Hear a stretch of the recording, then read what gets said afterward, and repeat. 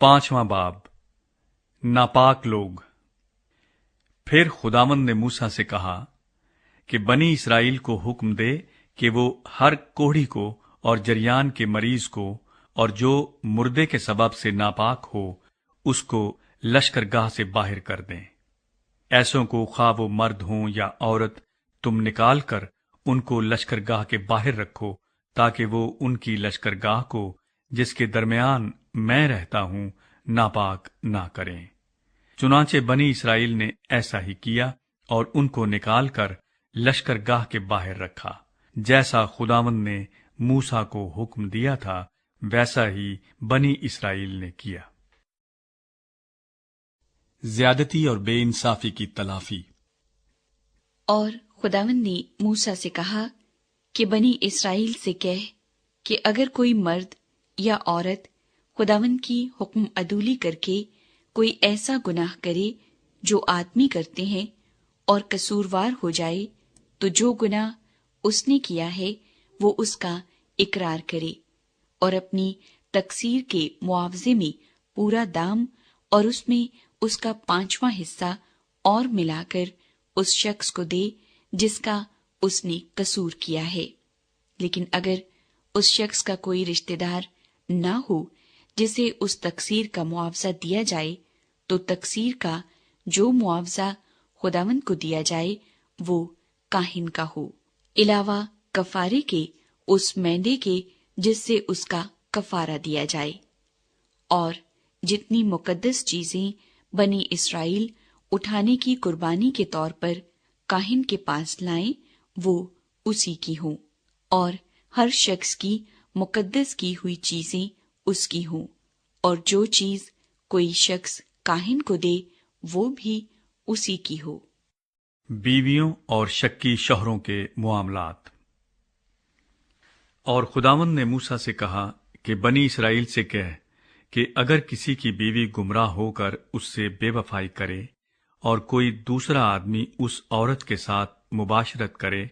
और उसके शौहर को मालूम ना हो, बल्कि ये उससे पोशीदा रहे और वो नापाक हो गई हो, पर ना तो कोई शाहिद हो और ना वो ऐन फेल के वक्त पकड़ी गई हो,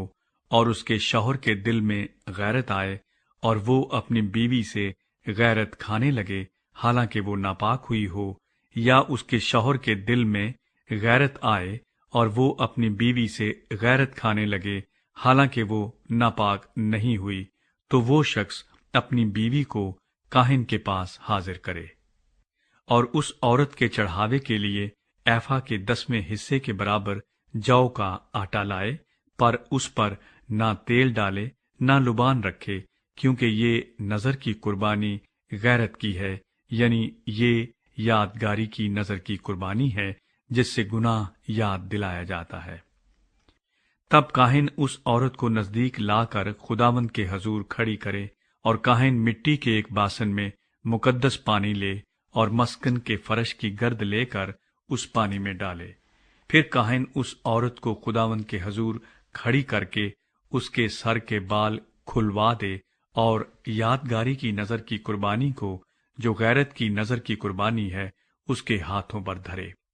और काहिन अपने हाथ में उस कड़वे पानी को ले जो लानत को लाता है।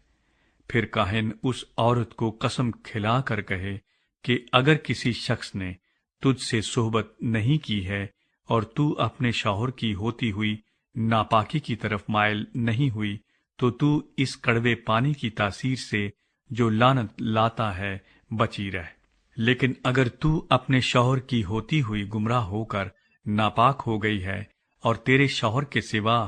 किसी दूसरे शख्स ने तुझसे सोहबत की है, तो काहिन उस औरत को लानत की कसम खिलाकर उससे कहे कि खुदावंद तुझे तेरी कौम में तेरी रान को सड़ाकर और तेरे पेट को फुलाकर लानत और फुटकार का निशाना बनाए, और ये पानी जो लानत लाता है तेरी अंतड़ियों में जाकर तेरे पेट को फुलाए और तेरी रान को सड़ाए। और औरत आमीन आमीन कहे। फिर काहिन उन लानतों को किसी किताब में लिखकर उनको उसी कड़वे पानी में धो डाले,